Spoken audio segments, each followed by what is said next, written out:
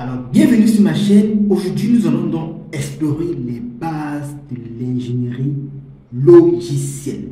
Alors, qu'est-ce que c'est lorsqu'on parle de l'ingénierie logicielle? Pourquoi est-ce important? Et quel est le cycle de vie en fait ici là du développement d'un logiciel? Alors, dans cette vidéo, nous allons aborder le sujet donc en question.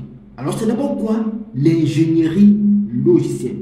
Alors, de manière formelle, on peut définir ici l'ingénierie logicielle comme étant ici là une application de principes d'ingénierie pour la conception, le développement, la maintenance, le test et l'évaluation en fait des logiciels.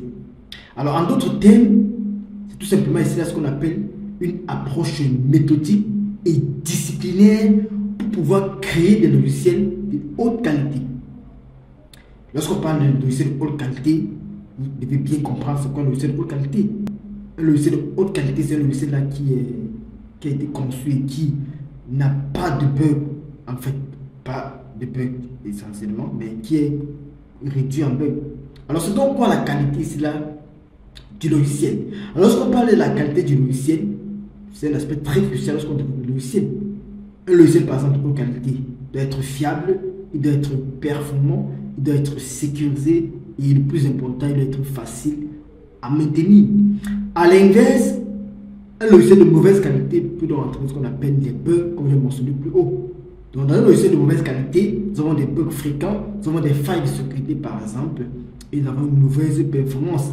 Et également, ce qui entraîne cela, une maintenance qui sera toujours coûteuse. Et cela va bien évidemment affecter l'utilisateur final, donc celui-là qui utilise l'application, et bien évidemment, ça affecte l'utilisateur final, ça va affecter également l'entreprise qui développe le logiciel, pour qui le logiciel appartient.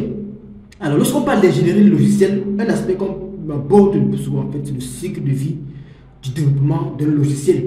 Alors, le cycle de vie du développement d'un logiciel comprend plusieurs phases essentielles.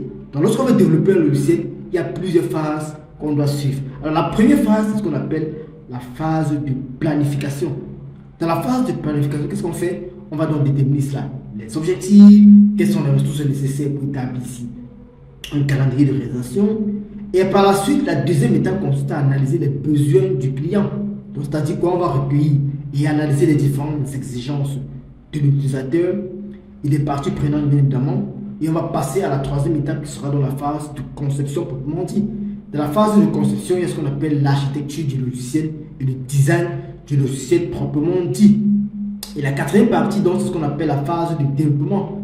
Ici, donc, on va tout simplement écrire du code selon les spécifications de conception de l'étape précédente.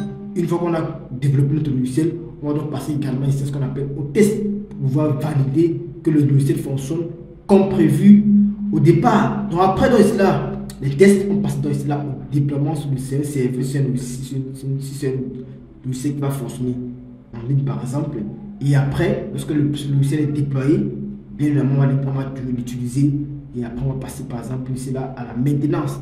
Donc chacune de ces étapes que j'ai citées plus haut est cruciale afin de garantir ici là un logiciel final qui répond ici là aux besoins et qui respecte les standards de qualité en ce qui concerne le développement de logiciel. Donc c'était tout pour cette introduction à l'ingénierie logicielle. N'oubliez pas de vous abonner à ma chaîne pour plus de vidéos sur le thème de l'ingénierie logicielle. Et dans les prochaines vidéos, nous allons aborder d'autres sujets encore bien plus concrets. Et retrouvons-nous la prochaine fois.